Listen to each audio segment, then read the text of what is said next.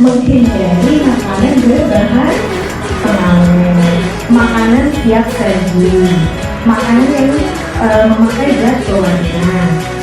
Tapi pangapungan tetap menarik, nyamana Cina terkenal besar. Minyak habis menggoreng cireng atau cilok apa-apa istilahnya yang goreng-goreng itu nggak dilihat pernah dilihat.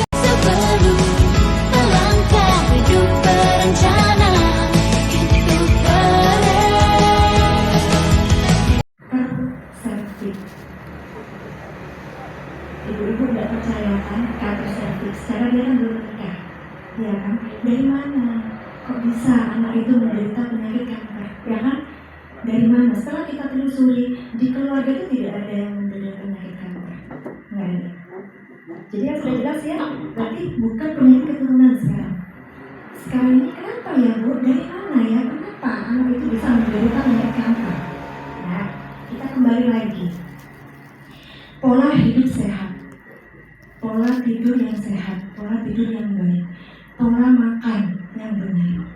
Dalam artian pola makan yang benar itu tidak harus makan makanan yang mahal-mahal. Jadi kita bisa manfaatkan tanaman yang ada di sekitar kita.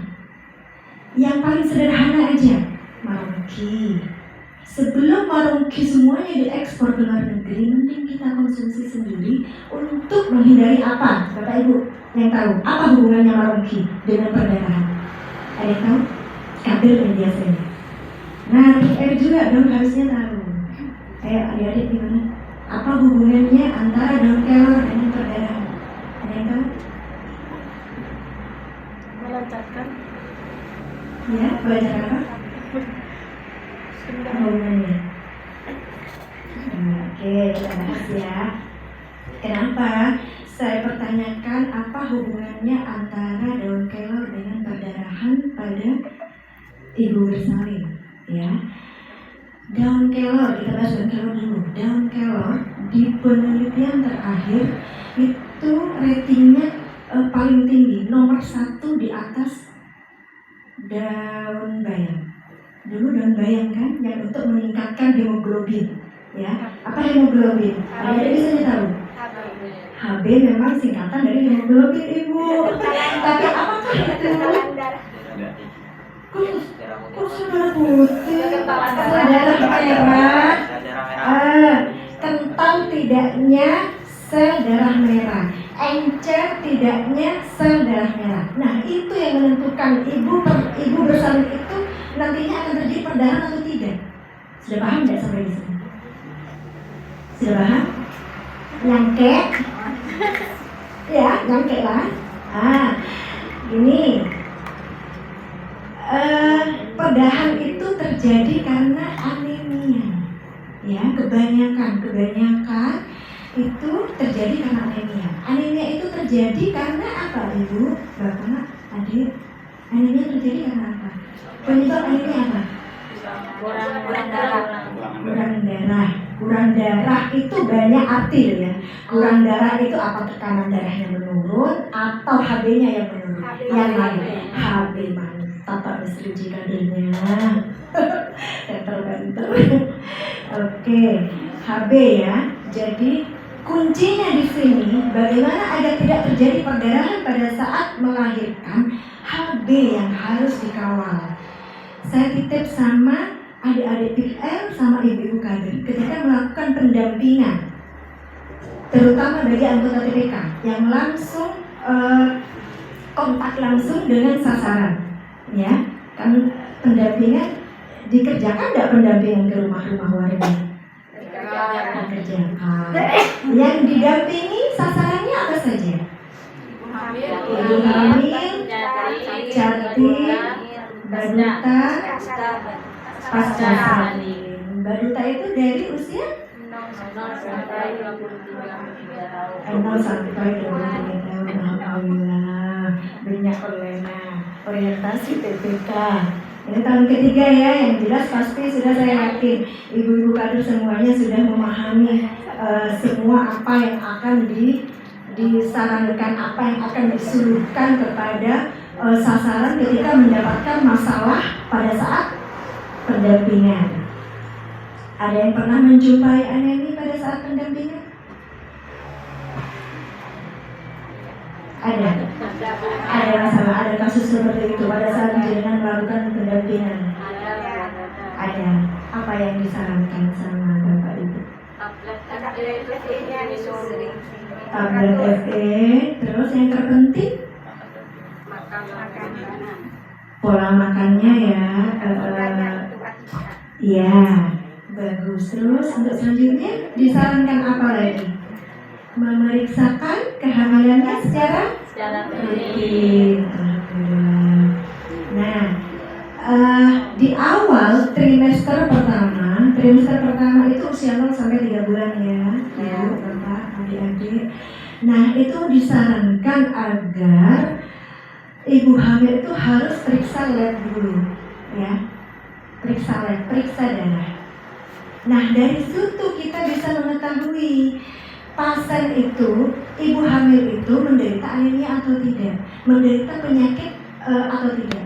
Karena yang diperiksa di lab lengkap itu tidak hanya HB, ya, ada sifilis, ada HIV, ada HBsAg, ada protein, ada glukose, ada apa lagi? Ya itu. Oh, yang terpenting CTBT. Nah, CTBT ini yang paling menentukan ibu hamil itu punya kelainan darah atau tidak.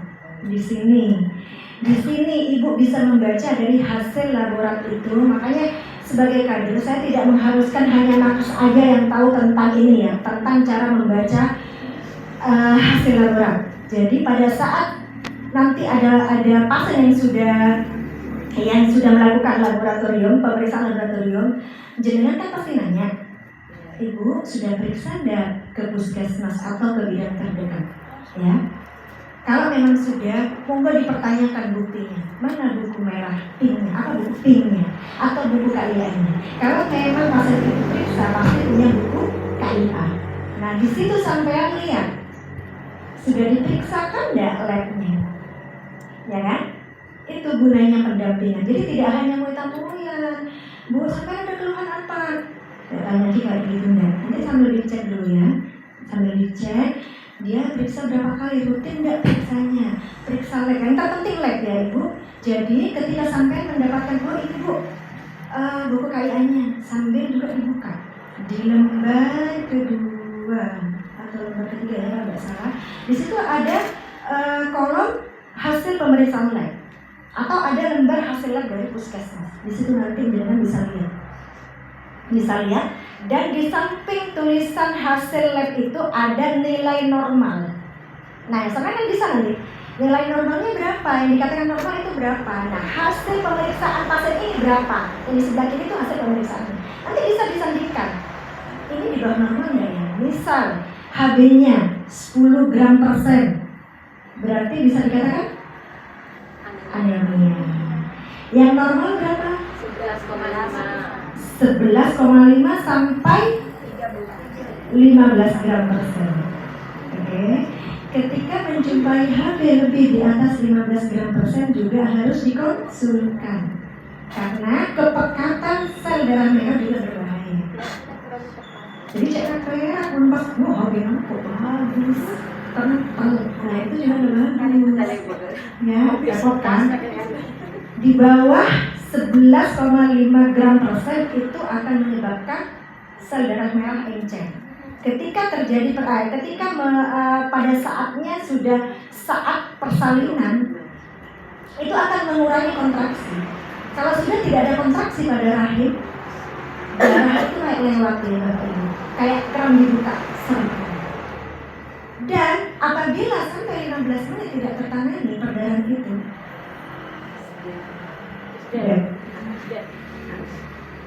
makanya, jadi ini bukan hanya PR-nya nakes, bukan hanya PR-nya orang puskesmas, bukan hanya PR-nya dokter dan bidan ya Bapak Ibu. Jadi kami juga mohon bantuan dari Bapak Ibu sekalian, dari jenengan yang terutama anggota TPK yang bersentuhan ketemu langsung sama sasaran, monggo untuk disarankan lab lab ini penting sekali untuk menentukan ibu itu menderita penyakit apa. Nah, untuk mengetahui ibu ini nantinya akan kejang atau yang saya katakan tadi kalau bahasa medisnya itu eklamsi. Eklamsi itu keadaan di mana ibu hamil menderita hipertensi dan bisa menyebabkan kejang karena tidak adanya oksigen dalam ada racun dalam darah, itu menyebabkan kejang. Itu juga menyebabkan kematian. Nah, di situ ya. Sampai di sini apakah ada pertanyaan? Ada pertanyaan Bapak Ibu? Paham semuanya? Paham apa tak ngerti? Oke, saya lanjutkan ya. Sambil lalu saya titip ketika kalau bahayanya di atas 15 itu apa? Kan terlalu kental kan. Kalau terlalu kental itu gimana nanti? Dan kalau tentunya kurang kan kalau kayak keran ya itu kan. Kalau encer itu bisa menyebabkan perdarahan. Kalau terlalu kental nah ini sudah ranahnya dokter. Tapi tidak bisa menjelaskan di sini. Itu bukan wewenang saya. Basic saya tidak. Makanya saya hanya bisa menjelaskan apa yang menjadi wewenang saya.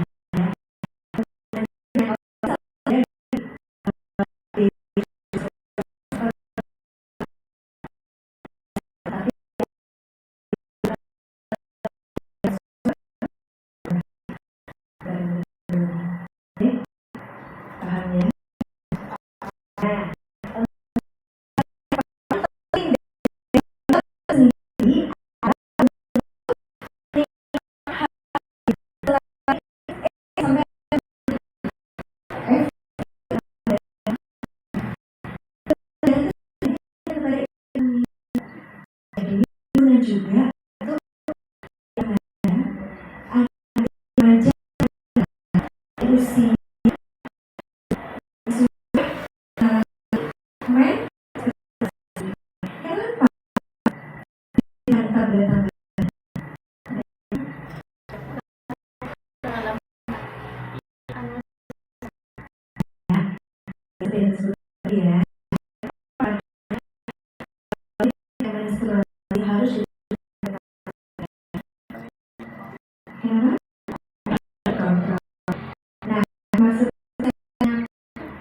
kejadian ketika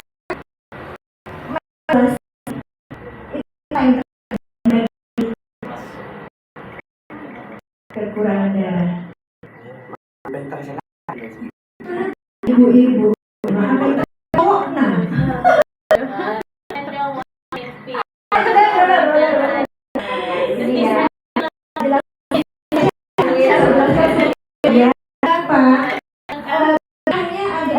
yang butuh darah. Ibu semua mengalami masa menstruasi. Kenapa harus minta darah? Karena pada saat terjadi pengeluaran darah itu sampai 15%.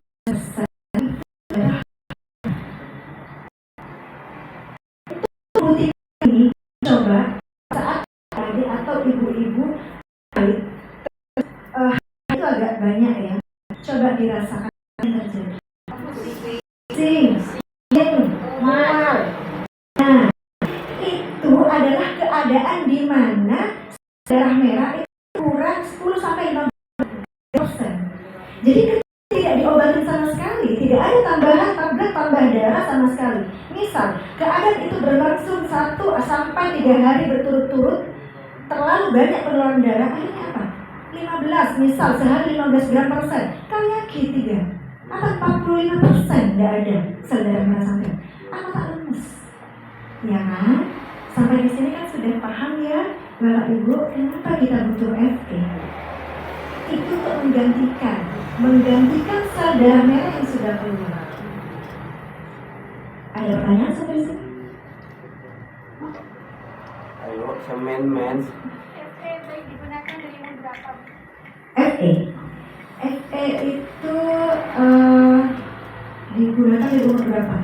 Ya, ini aja. Pada saat terjadi masalah seperti itu, bukan masalah ya. Pada saat menstruasi, berarti sudah bisa dikatakan wanita usia subur ya sudah menstruasi. Karena sekarang menstruasi pada anak itu sekarang ada yang 9 tahun sudah menstruasi ibu. Iya, Iya. 11. Jadi anak-anak sekarang itu subur nggak kayak orang dulu ya. Orang dulu tuh harus 15 tahun baru mens. Ya sekarang 9 tahun 10 tahun itu sudah mens. Nah itu Ada makanya umur 11 tahun itu sudah pendarahan. pendarahan karena apa ibu?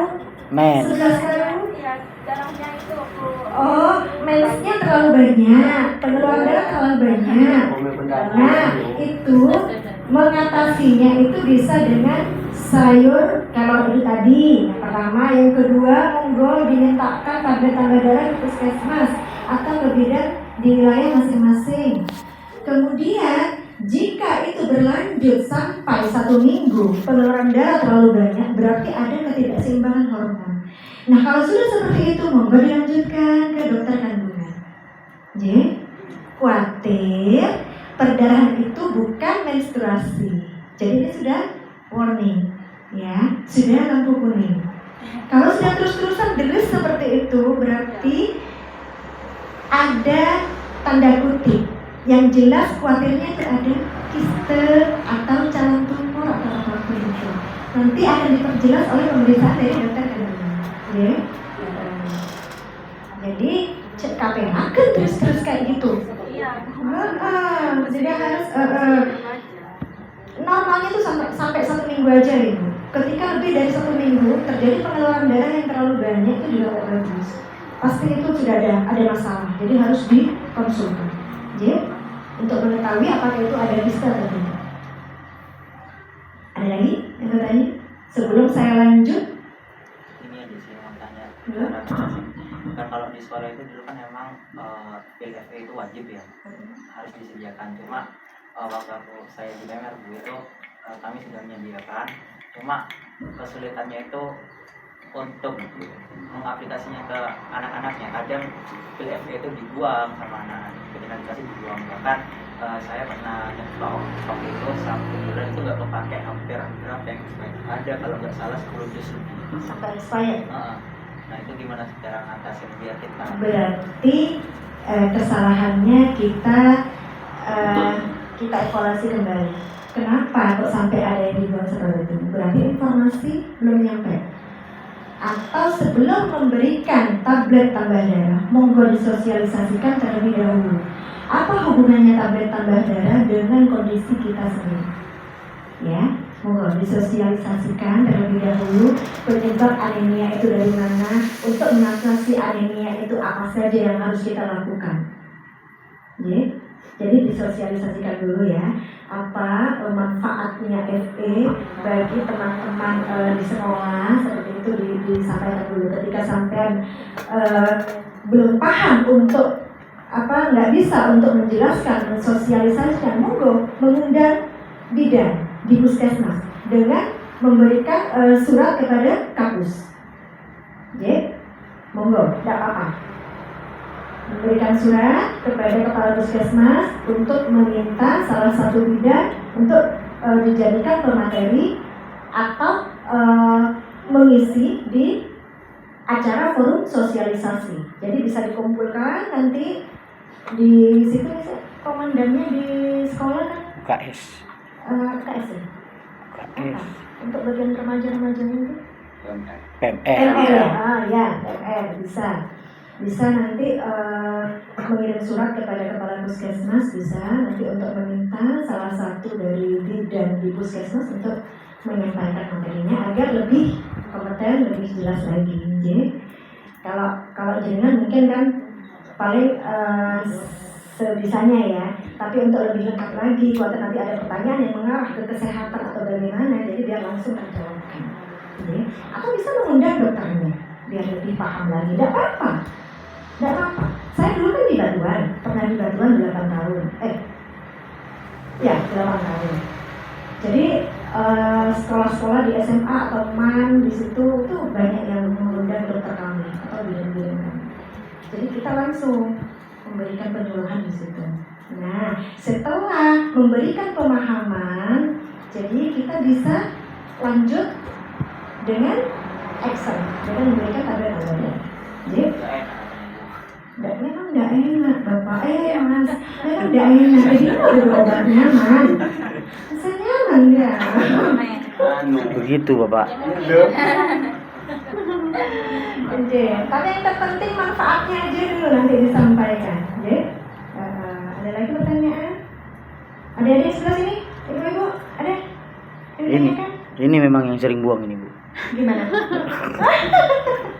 Sering buang darah. Oke, saya lanjut ya tentang apa tadi? Dibuang juga. Anemia tadi ya. Yang terpenting untuk mengatasi anemia itu sendiri bukan hanya daun kelor dan tablet tambah darah. Oke. Pola makannya juga harus diperhatikan, pola tidur juga harus diperhatikan. Jadi tidur yang bagus itu 6 sampai 8 jam. Jangan lebih, jangan kurang. Kalau lebih lempo, lemas banyak dulu lagi. Tambah sarian lagi. Kalau kurang, sampai geli yang pusing. Ketika nyampe di kantor atau di sekolah ngantuk. Kenapa kurang tidur? Ibu-ibu ya. Namanya TikTok. Nah, yang terpenting lagi menghindari makanan berbahan pengawet, makanan siap saji, makanan yang memakai zat pewarna. Oke. Yang terpenting lagi apa? MSG. Apa MSG Bapak Ibu? Apa MSG? Ini MS Glow. Ini MS Glow jangan. MSG itu micin. Oke. Tak nyaman Bu, tak mau micin Bu, masakan kurang sedap. Banyak pasti yang jawab seperti itu. Nah, itu bisa kita awalnya kita mindsetkan dulu. Kita mindsetkan dulu di pola pikir kita. Di pola pikir kita bahwasanya saya dan keluarga saya pengen hidup 1000 tahun lagi. Amin. Amin. Nah, pengen enggak Bapak Ibu hidup lebih lama lagi tanpa penyakit apapun? Keinginan kita seperti itu kan?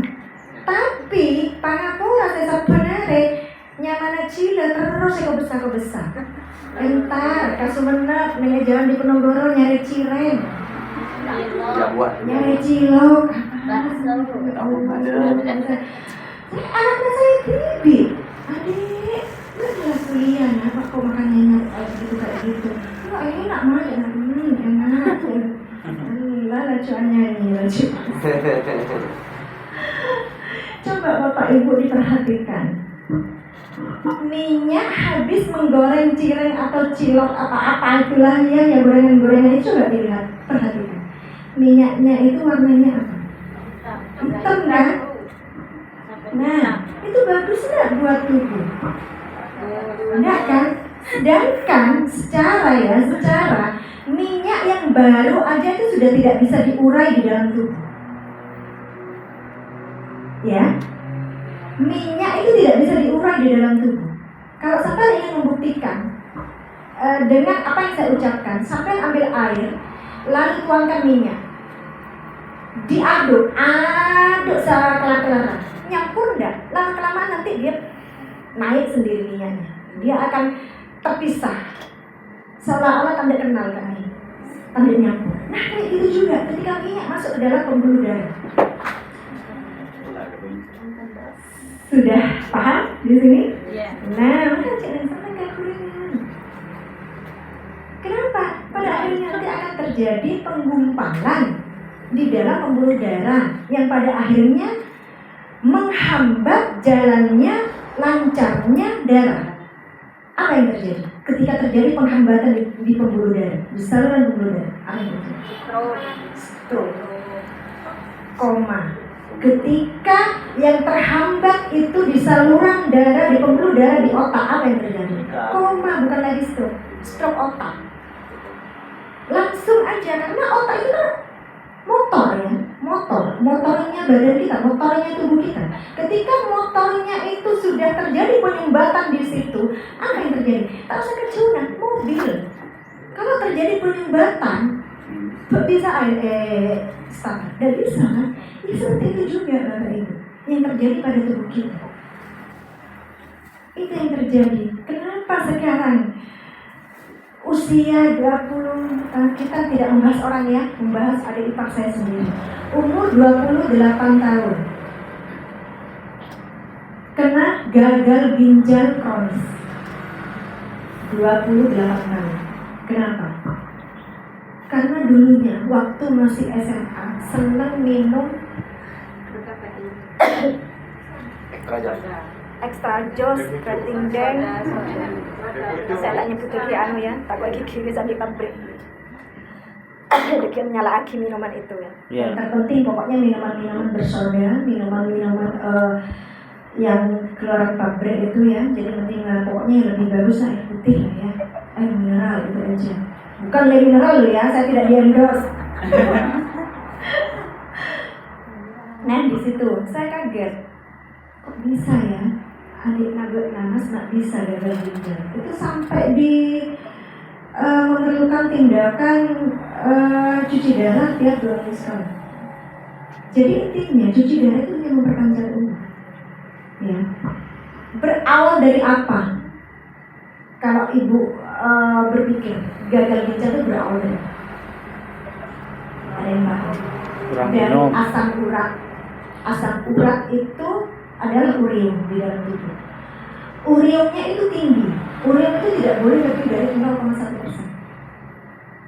Nah, adik ipar saya itu 11. Aku sudah tidak rusak ginjal. Itu fungsi ginjal itu sudah tidak berfungsi lagi. 11 loh. Padahal normalnya kan 0, tidak boleh lebih dari 1. 0. Itu. Sampai saya telusuri, saya tanyakan sama tua saya, ini kenapa saya adik dulu-dulunya? Mungkin gak senang minuman bersoda, senang minuman ya itulah yang saya sebutkan tadi. Akhirnya apa? Racun kan? Itu kan racun yang masuk ke dalam pembuluh darah. Pembuluh darah itu disalin di ginjal. Yang bagus itu dimasukkan ke saluran pembuluh darah mengelilingi tubuh kita ya. Yang jelek itu kan racun, itu masuk ke dalam ginjal. Ginjal itu saringan Bapak Ibu, saringan di dalam tubuh kita.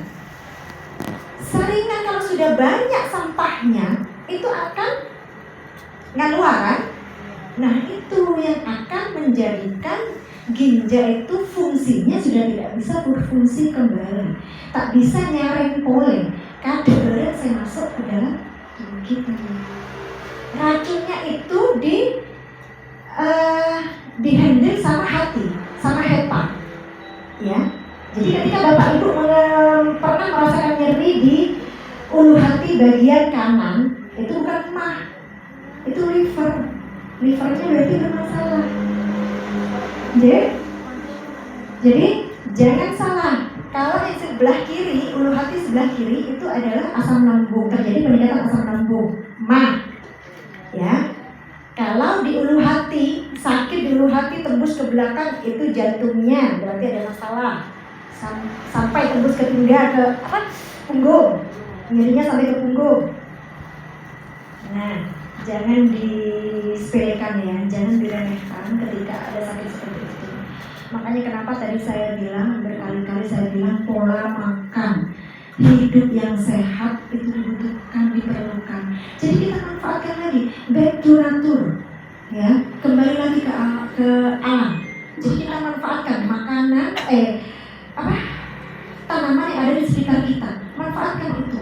Jangan dibuang-buang, jangan kalah sama orang luar negeri. Orang luar negeri sekarang banyak yang minta daun kelor ke kita loh. Jangan salah, nggak dipakai ya eman-eman. Mereka itu daun kelor itu dikeringkan, dimasukkan ke dalam kapsul, dijadikan obat. Masa kita berterang dari orang luar negeri, secara yang punya kelor itu kita yang banyak. Emang kan, di daerah Pasongsongan ibu banyak sekarang yang mengeringkan daun kelor, dikirim keluar, diproduksi. Emang kan, sebelum semuanya keluar mending kita konsumsi sendiri untuk menghindari anemia.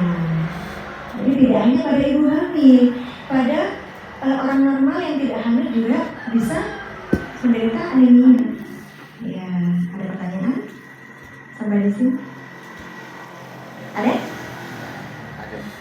Terkait tidur tadi itu, kalau kita tidur itu lebih sehat mematikan lampu apa menghidupkan lampu ke badan? Kalau masalah menghidupkan dan mematikan lampu, Iya. itu terserah jenengan. Itu tidak ada di ini ya, di teori, karena itu terkait. Kadang kalau dimatikan lampunya ada yang takut gitu kan. Iya. Nah, itu psikis. Ada yang kalau lampunya hidup tidak bisa tidur karena kayaknya masih silau gitu. Monggo. Itu tergantung kenyamanan dari diri kita sendiri, dari psikis ini. Ada lagi kesehatannya, keamanan, prasaji mulai kilo. Ayo ibu. Kalau tidur di bawah itu tidur di bawah ya tanpa kasur atau tanpa tikar bisa menyebabkan Anemia. Anemia.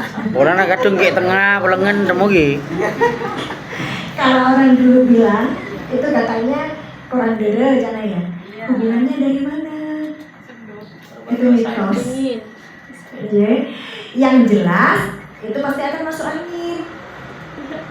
Karena kan dingin, masuk angin nomor satu. Khawatir ada binatang melata, ada kecoa atau ada tikus. Itu kalau kita ya. Kalau dulu saya kan di Gapura itu 12 tahun.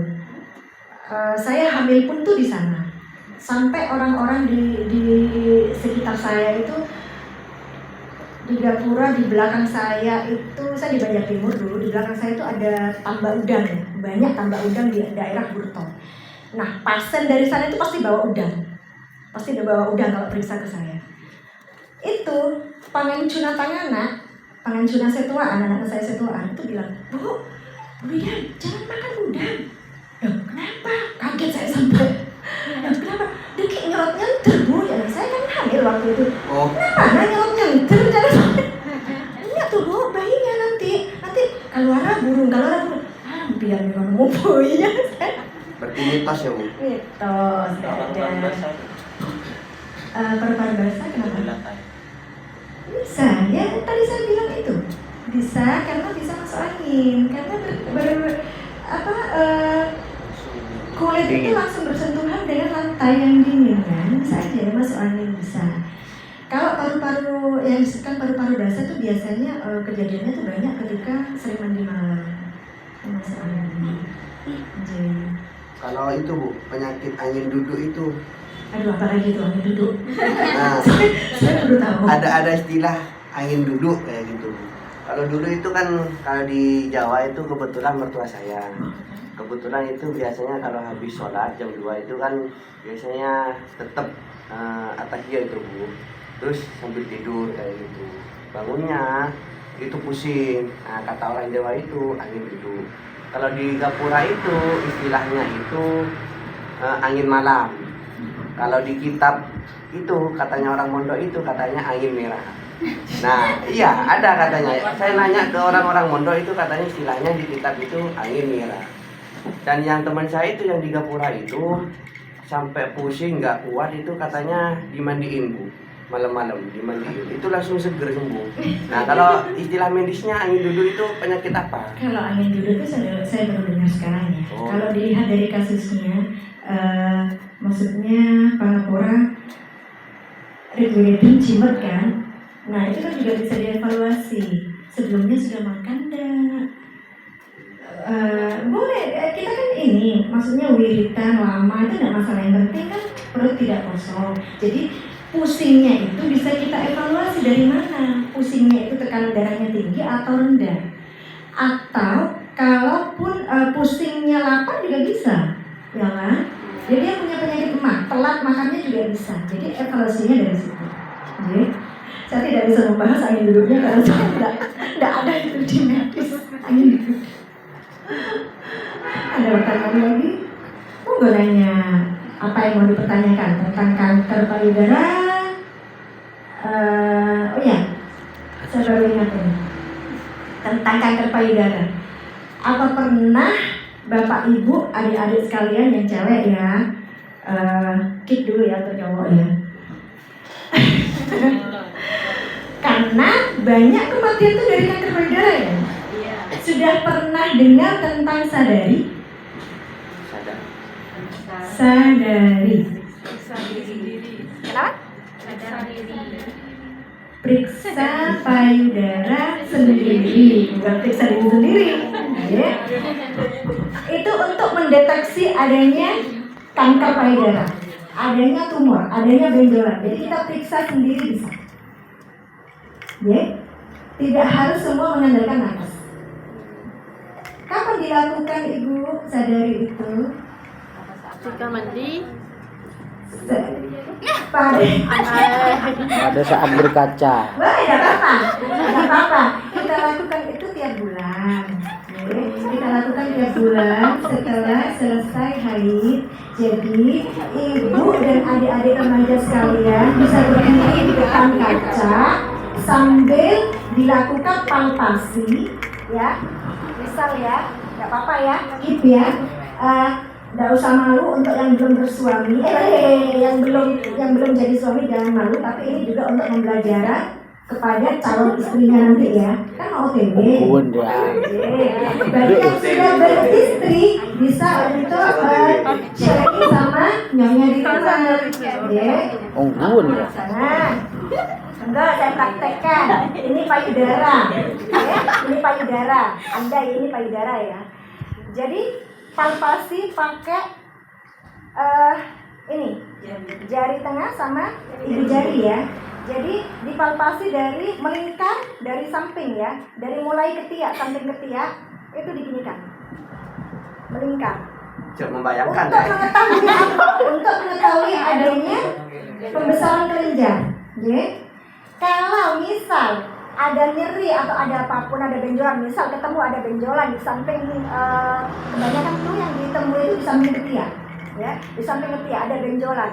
Pegang benjolan itu, pegang, bawa ke kanan ke kiri, gerakkan. Kalau benjolan itu bisa ikut dengan gerakan tangan kita, ikut ke kanan dan ke kiri, ke atas dan ke bawah, nggak usah khawatir, nggak usah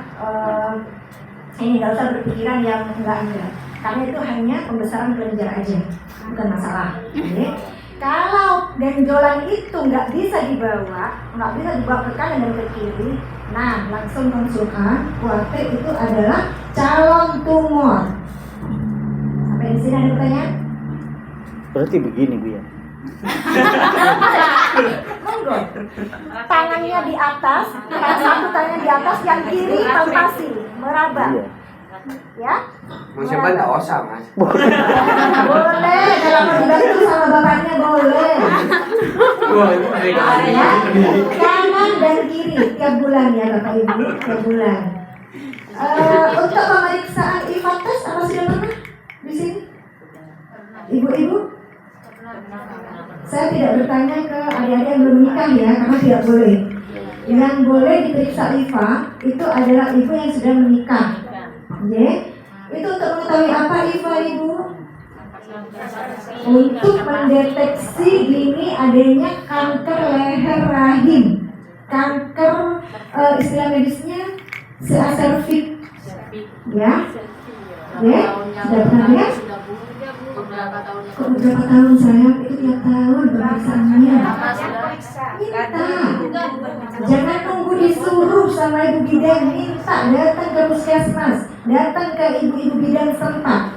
Bu, saya mau tes IVA. Gratis. Itu kan hanya gratis. Gratis, bawa BPJS-nya.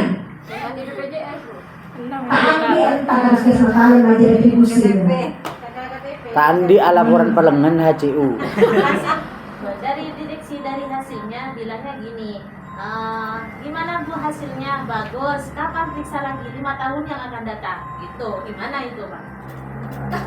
Bidan yang mau ngajar ya. Mungkin programnya 5 tahun sekali, tapi dengan kesadaran ibu sendiri monggo tiap tahun. Karena ibu kan nggak tahu apa yang ibu makan dari mulai tahun pertama sampai 5 tahun. Ibu kan tidak bisa menjamin bahwa makanan yang ibu makan itu adalah makanan sehat. Udah paham? Iya, iya. Nah, kan sampai tidak akan menghindari ya, tidak akan pernah bisa menghindari ketika sampai punya perkumpulan, punya grup. Yuk, setia acara makan-makan, Bun Kona, Bu Ida, Bun Kona, Bu Silvi.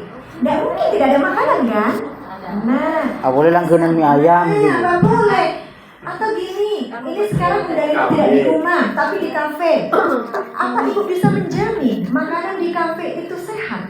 Apa ibu bisa menjamin bahwa di sana tidak pakai micin? Tidak Bu, karena beragam itu. Ada yang hasilnya itu periksa lagi 1 tahun, ada yang 2 tahun balik lagi, ada yang 3 tahun, bervariasi itu untuk kembalinya. Mungkin itu adalah tergantung dari kasus yang ditemukan. Oke. Tapi kalau saya sarankan, misal ibu bidan atau pak dokter bilang bahwa normal, monggo meskipun disarankan 5 tahun, monggo sampai tiap tahun atas inisiatif sendiri. Karena sehatnya punya sampai sendiri, bukan punya tetangga. Iya. Sadari sini. Ada yang dipertanyakan tentang sadari? Sudah paham tentang caranya?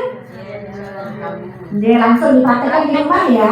Praktek di rumah nanti gimana caranya. Nah,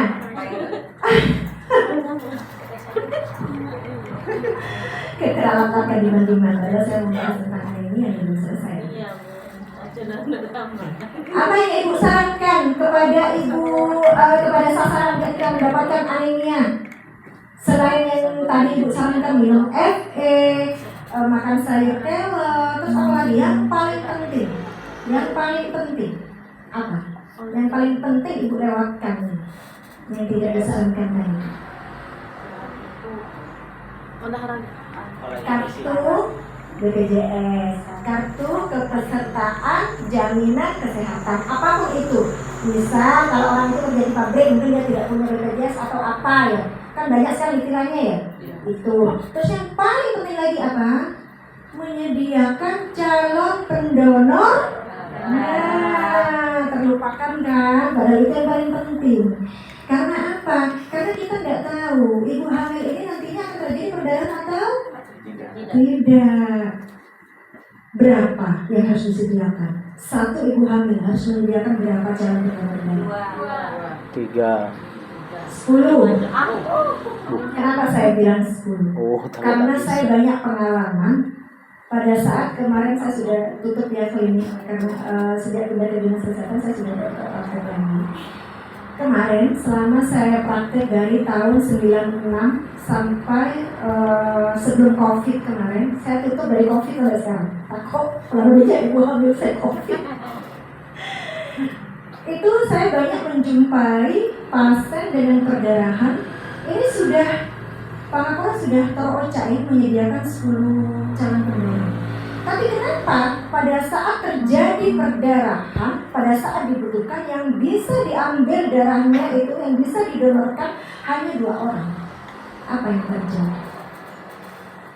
Yang 8 orang itu ada yang tekanan darahnya itu meningkat. Mungkin takut ya pada saat mengambil darahnya, pada saat nyampe di PMI temu ngajunya kalian motor sabiter dari BI dan PMI. Terus HB-nya di bawah 12 gram persen. Normal, nilai normal itu kan 12 sampai 15 gram persen ya. Nah itu di bawah 12 itu PMI nggak mau. Terus ada lagi yang haid, itu nggak boleh mendonorkan darah. Ya. Terus ada penyakit lagi. Pokoknya semuanya. Terus berat badan kurang dari 40 gram. 40 kilo, maaf. 40 kilo itu juga nggak boleh. Terus ada lagi calon pendonor yang baru 3 bulan yang lalu didonorkan darahnya. Jadi belum boleh. Kalau dia habis mendonorkan darah, baru boleh mendonorkan lagi setelah 6 bulan. Kenapa? Waktu dari bulan pertama setelah diambil darahnya sampai 6 bulan itu pembentukan sel darah merahnya itu berlangsung. Jadi biar bagus dulu baru bisa diambil lagi. Kalau terlalu sering diambil sebelum waktunya, itu yang ada nanti sel darah merahnya itu anjlok gitu. Yang ada hanya nanti plasma aja, cairan aja nanti yang ada. Itu juga mengakibatkan penyakit juga ke si si calon pendonor. Akhirnya hanya 2 yang bisa dipakai. Makanya kenapa saya bilang 10 ibu, bukan 2. Misal 2 yang disediakan, misal yang 2 itu satunya haid, satunya hipertensi, atau betah sangat. Secara di PMI sekarang meskipun banyak yang mendonorkan darah, tapi kan yang membutuhkan banyak ibu ya, di rumah sakit tetap aja kurang. Apalagi pas perdarahan ibu itu dirujuk ke rumah sakit, dokter menyatakan bahwa butuh darah 6 kantong, yang ada hanya 2. Nah, mau dapat dari mana Pak? Ya kan? Sampai di sini sudah paham kan? Kalau kita butuh 10 calon pendonor. Minim 10 ya Bu. Minimal itu sudah. Karena kita kan nggak tahu apa yang akan terjadi pada hari H pada saat persalinan. Ya? Yang terpenting cari calon pendonor darah itu di dalam keluarga dulu. Ya, kalau di dalam keluarga, di keluarga suami, keluarga istri, keluarga orang tua, itu semuanya sudah ada, boleh keluar, boleh ke lingkup luar, ke tetangga, ke teman, ke sahabat, atau cari di grup-grup di Polres, di Kodim itu banyak. Biasanya saya banyak minta bantuan di Polres sama itu. Yang terpenting lagi penentuan lab di CT-BT, ini yang menentukan. Pemeriksaan CT-BT itu adalah pemeriksaan darah yang diambil dari daun telinga. Di situ diperiksa pembekuan darahnya itu lamanya berapa detik. Di situ yang menentukan ibu itu menderita kelainan darah atau tidak. Apabila si ibu hamil itu positif menderita kelainan darah, positif tidak boleh lahir di sini, harus ke Surabaya. Dokternya hanya ada di Surabaya, harus di rumah sakit besar, tak bisa di sini. Oke, sudah paham ya ibu? Karena kelainan pembekuan darah itu kita tidak bisa mengatasi, walaupun kita sudah menyediakan stok darah. Oke, karena itu penyakit sebenarnya. Berarti nggak ada dokternya ya? Apa nggak ada alat itu? Alatnya, jadi itu biasanya harus dirujuk ke rumah sakit yang lebih besar, ke perawatan yang lebih canggih. Gejalanya apa saja kalau terkena pembekuan darah juga? Kalau kelainan pembekuan darah itu bisa ibu lihat pada saat orang itu luka, misalnya luka ya, jatuh atau luka atau kegores pisau, darah itu tidak cepat mampet. Itu tandanya bahwa orang itu menderita kelainan pembekuan darah. Apa? Hemofilia, bukan? Bisa ya. Apa ya istilahnya ya? Kalau di daerah Gending itu ada laki-laki, kebetulan teman dari teman saya itu katanya sih menderita itu hemofilia. Sampai sekarang itu nggak sunat karena ketika luka kena pisau itu lama kering. Iya benar. Bisa, berarti dihindarkan untuk luka pokoknya yang terluka. Ya. Makanya kenapa lab darah pemeriksaan darah pada ibu hamil itu penting ya ibu, untuk menghindari terjadinya kematian dari penyebab apapun.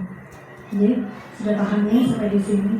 Nah, saya mohon setelah dari sini nanti bapak ibu adik-adik sekalian mengetok tularkan kepada sahabat bawah, kepada siapapun, kepada lingkungan sekitar, kepada keluarga, kepada saudara, siapapun itu. Ya. Nah, dengan demikian kita juga mengurangi kasus-kasus terjadinya kematian stunting. Tidak penting ya stunting ya. Itu. Jadi insya Allah semuanya itu akan sehat nantinya. Ada pertanyaan? Nah, ini monggo silakan. Tentang anemia, gimana kalau dikasih air gula? Apa boleh enggak? Kalau terkena penyakit anemia. Anemia dengan air gula. Iya. Kadang orang yang kurang darah itu kan sering pusing.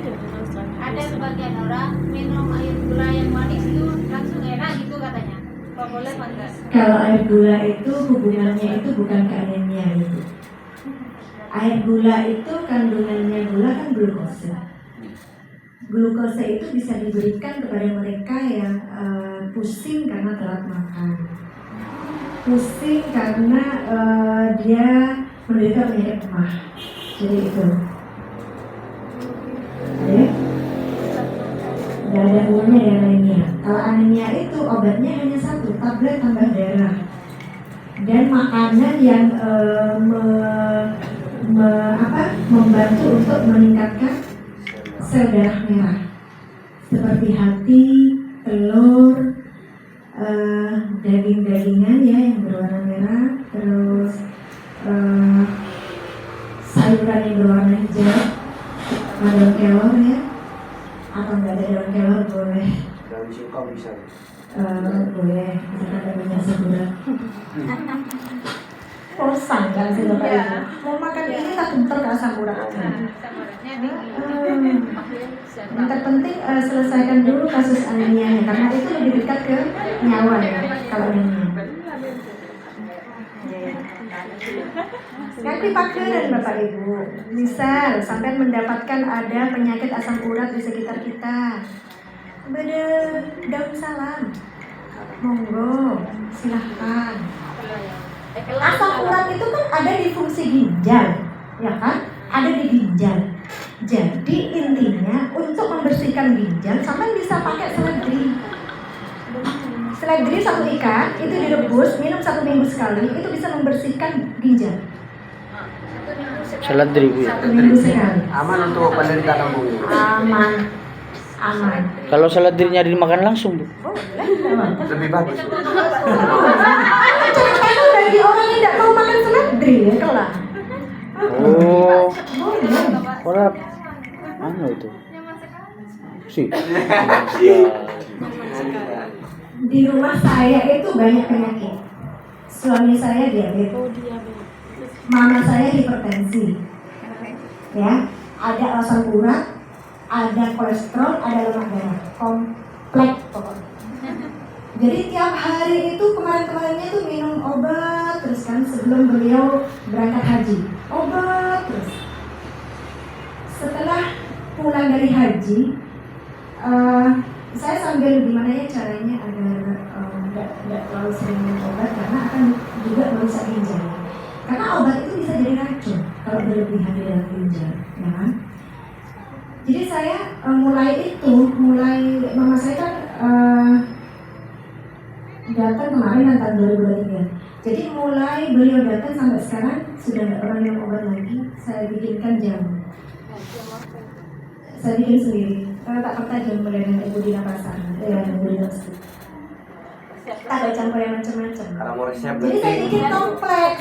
Saya bikin kompleks yang bisa kena semuanya, bisa untuk ke diabetesnya dapat, ke anak saya punya penyakit mah yang cowok, ke mahnya dapat, ke saya juga dapat, untuk vitalitas biar jarang sakit. Jadi semua minum di dalam rumah. kalau minta resep itu pakai BPJS. Boleh saya share di sini. Oh. Karena berbagi itu adalah ibadah ya. Resepnya aja Bu. Oh, saya pikir tidak ada yang nanya. Ada yang nanya ya. Monggo. Resep Bu Vivi. Monggo bisa dicatat.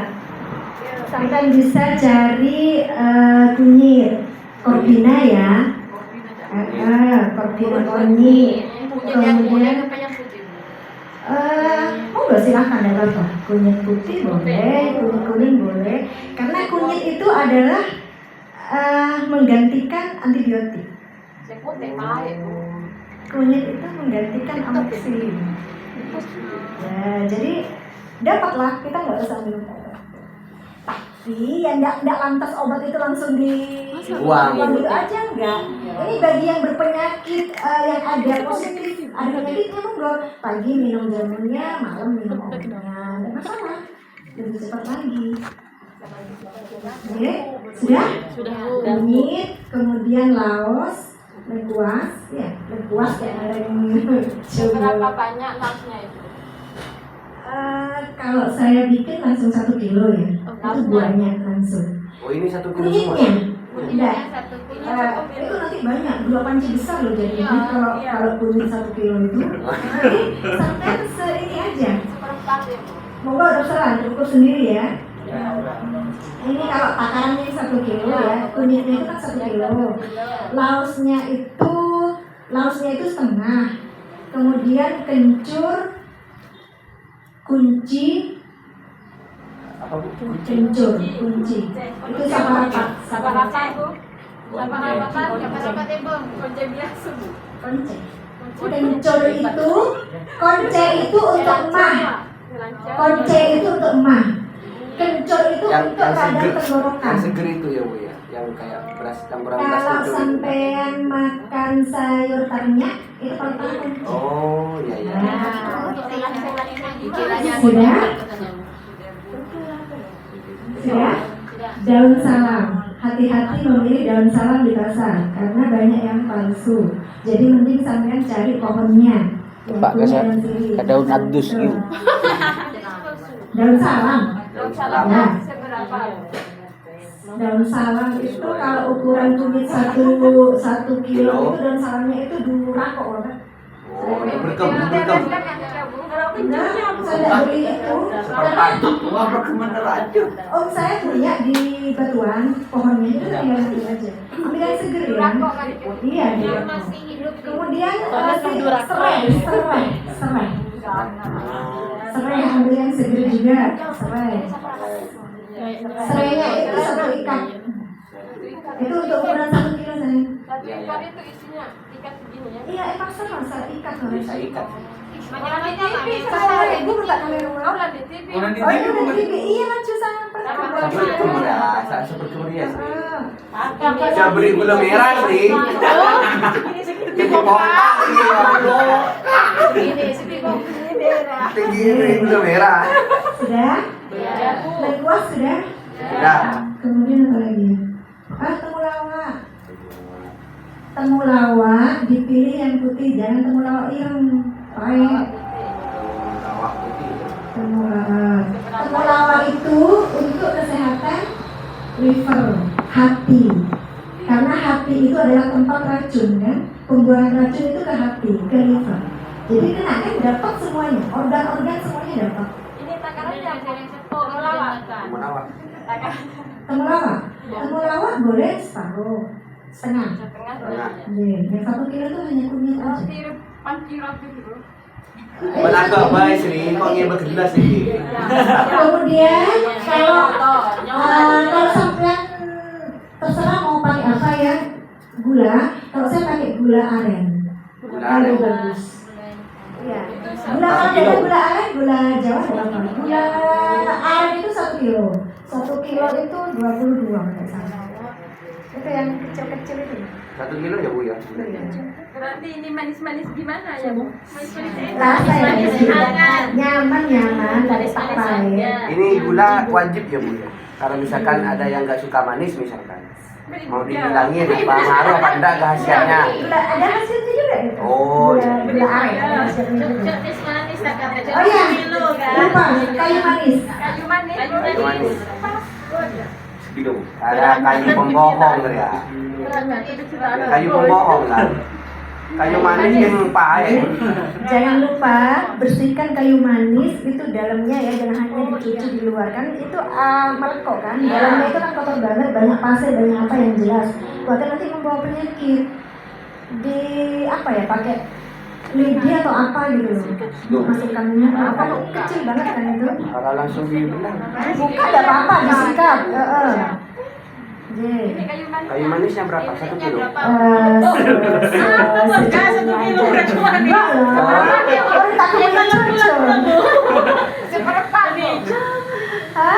Seperempat. Enggak sih, enggak sampai seperempat. Cuma sedikit aja ya, Pak. Sedikit.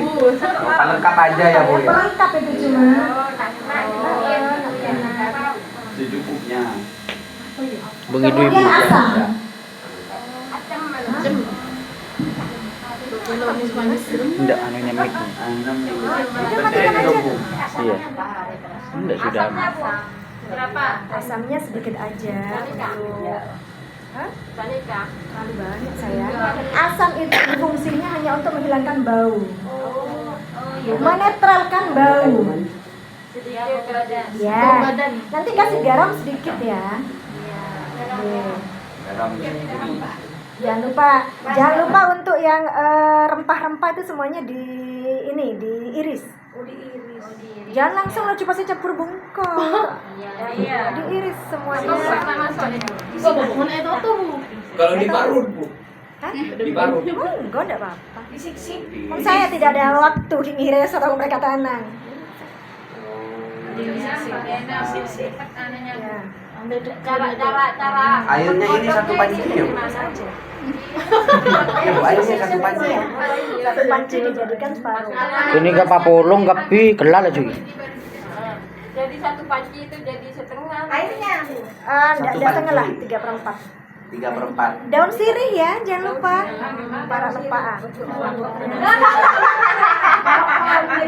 Daun sirih itu gunanya untuk menghilangkan bau badan. Daun sirih ketika dikombinasikan dengan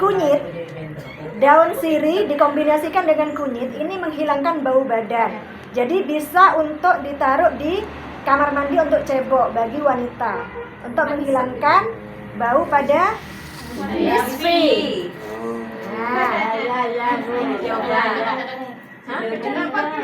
Juga bikin anu itu. Terus untuk ini untuk kunyit sendiri sama daun sirih sama kocepet fungsinya untuk ibu-ibu.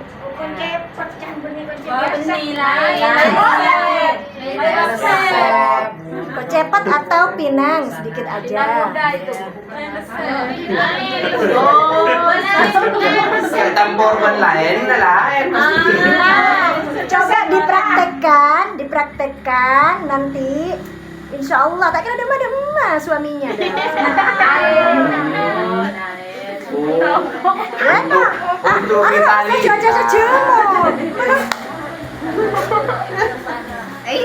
Benar ya.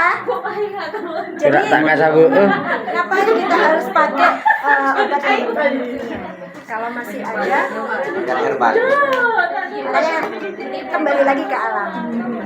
Kalau adik-adik yang belum menikah, boleh minum jamu sirih sama kunyit aja. Ya, untuk menghilangkan bau badan. Tak usah kocek. Para rezeki ada. Ibu tidak paham. Tanya ke umur lagi. Ada pertanyaan sampai di sini? Benang. Ini katanya ada benang meski. Oke. Biar nggak terlalu lama. Masih ada pertanyaan enggak? Kenapa? Ketika Anemia. itu, nah itu kondisi kayak mana yang harus segera dibawa ke rumah sakit? Anemia Nah, kondisi seperti apa yang memang harus sudah dibawa ditangani di rumah sakit? di rumah sakit. Ketika HB itu sudah di bawah 10, di bawah 9, itu sudah harus mendapatkan transfusi darah. Biasanya robu lah jira lah. Pokoknya mau robu anemia tuh disambi jira jira. Ini kalau dokter ini nggak kena 6 jalan itu sudah Waduh. kelihatan. Iya. Ya jelas lah. Pasti itu berkunang-kunang, pusing. Kalau yang enggak kuat tuh bisa roboh, bisa pingsan. Itu sudah harus mendapatkan tambahan sel darah merah, harus transfusi darah. Tapi HP-nya saya dicek 8. Iya tetap tapi. Masih harus butuh transfusi. Makanya misal atasin dulu dengan daun kelor, dengan daging, dengan telur gitu ya. Misal sudah diatasi dengan tambah darah masih tetap tidak berhasil, monggo langsung dikonsulkan ke dokter. Ya. Banyak burung beniip bisa naik segala hutan. Untuk ini lagi, satu lagi ya, sebelum saya tutup, satu lagi. Ini ilmu ya, meskipun sederhana, tapi bisa kita aplikasikan di dalam hidup kita sehari-hari ya. ketika keadaan habis operasi, apalagi sesar ya, karena sesar kan operasi besar ya, operasi besar. Sesar itu adalah keadaan di mana rahim itu kan dibelah untuk mengeluarkan bayi. Nah, monggo disarankan kepada anggota tim pendamping TPK khususnya dan adik-adik semua, kalau ada kasus seperti itu, monggo sarankan untuk makan telur rebus sampai 15 butir sehari. Apa fungsinya, apa manfaatnya? Telurnya telur kampung. Telur ayam kampung ya, Bu. Tek botek nama lulu nampak sarang rapiran Bu. Semua. Katanya cuma putihnya, Bu. Katanya soalnya ada yang bilang putihnya, takut yang rapiran agak takut alergi seperti itu. Kan Bagi kadang yang getel punya Bu. alergi, Oke. tapi bagi yang perdarahan itu sangat dibutuhkan. Bisa untuk mempercepat penyembuhan luka. Ya, Telur. itu kan telur mengandung albumin. Albumin itu mempercepat granulasi baru. Ini istilah medis ya.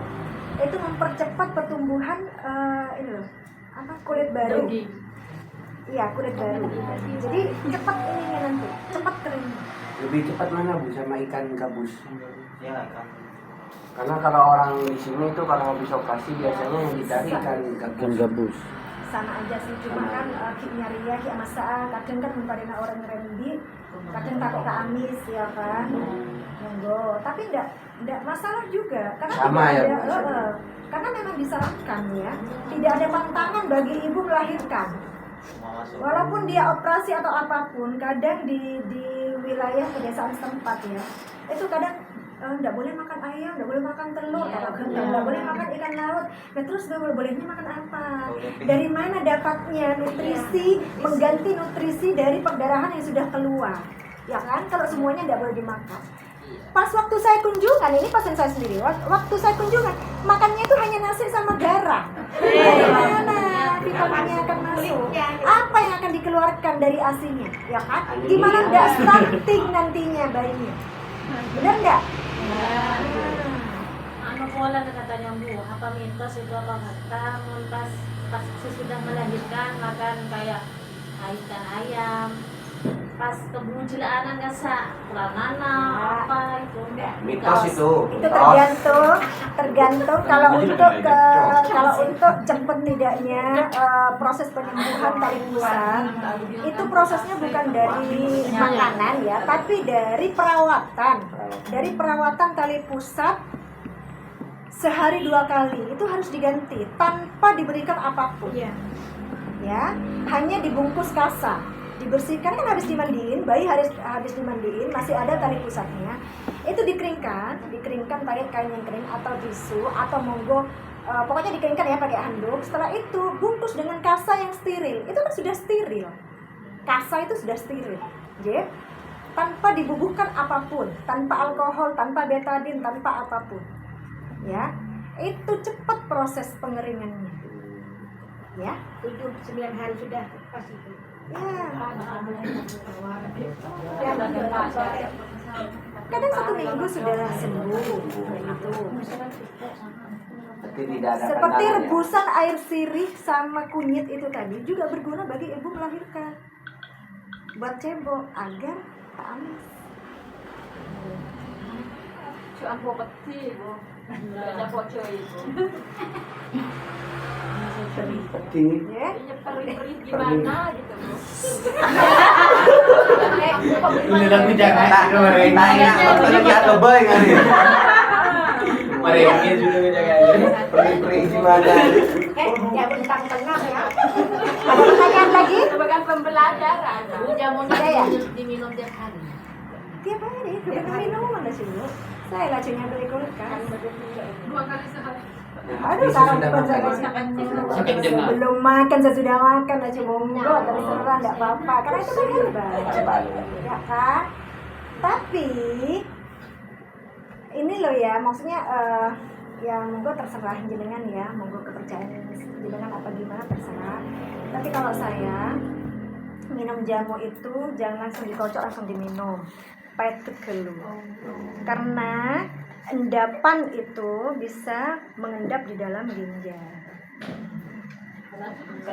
Kadang orang kan minum jamu egelui langsung diminum ya.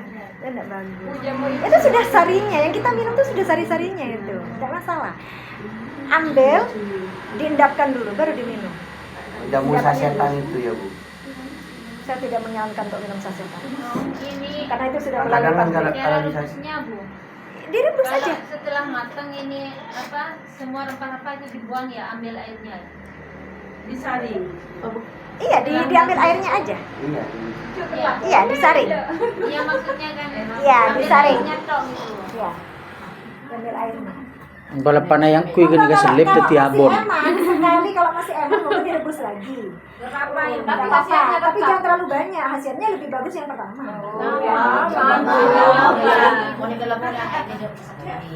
Saku, tapi itu untuk semua kalangan ya, Bu. Meskipun anak kecil nggak apa-apa. Anak kecil bisa bagus juga kan ada temulawaknya. Bisa enak makan juga. Temulawak itu bisa untuk mah, bisa untuk menyehatkan, bisa untuk kesehatan hati, kesehatan liver.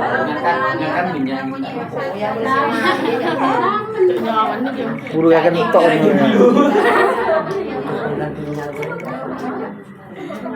Soalnya kalau masak apapun biasanya Kalau pengganti minyak goreng itu sih enggak ada. Cuma kalau boleh disarankan itu pakai minyak jadi. Cuma mahal kan, tapi ya biasa aja lah pakai minyak yang biasa sampean pakai, asalkan tidak lebih dari 3 kali pemakaian. Jadi kalau sudah 3 kali pemakaian, 3 kali dipakai untuk menggoreng ikan atau apapun itu jangan dipakai lagi, karena vitaminnya sudah mahal, sudah tidak berguna bagi tubuh kita.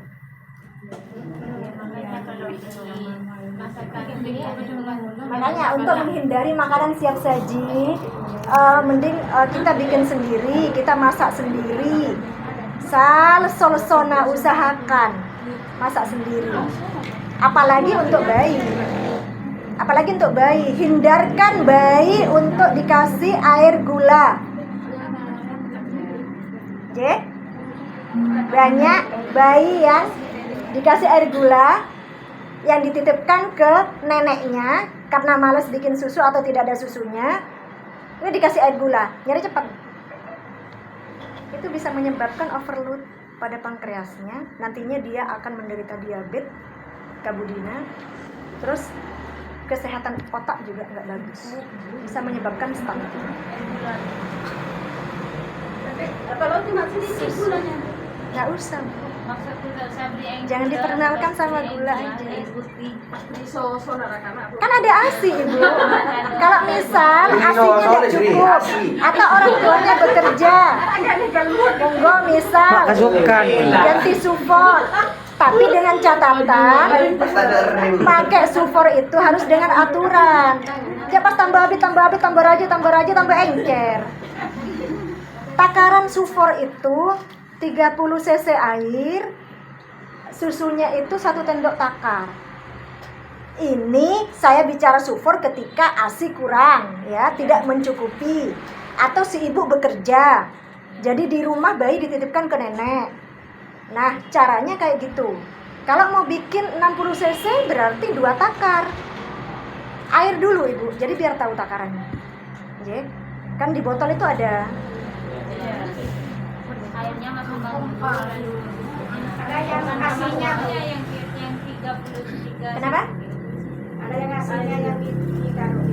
Boleh, makanya kan saya tadi bilang kalau ada ASI, monggo ASInya, lebih bagus ASInya. Sekarang kan musimnya di pumping, ya, jadi taruh di freezer. Ketika mau dikasihkan, ini susu yang beku tadi, naruh di yang berisi dengan dikasihkan suhu ruang. Oke. Ada lagi? Kalau buat sulfur itu Bu, apa harus pakai air hangat dulu sedikit? Air panas, bukan air hangat. Air panas dulu ya untuk ngocoknya, biar larut, kemudian baru dicampur air biasa, nggak apa-apa.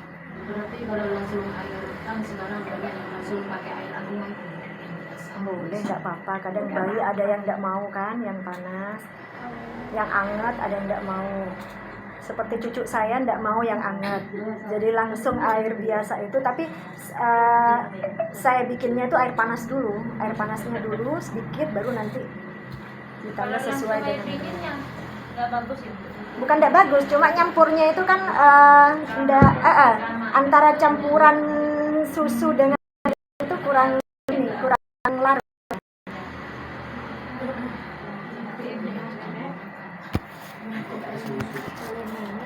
Oke, kalau memang tidak ada pertanyaan, karena ini katanya akan dilanjut oleh adik-adik PIKR ya, dilanjut oleh adik-adik PIKR.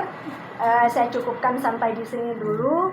Semoga apa yang kita dapatkan di hari ini bermanfaat untuk Bapak Ibu dan adik-adik sekalian, dan mohon untuk diketok tularkan kepada sasaran di sekitar.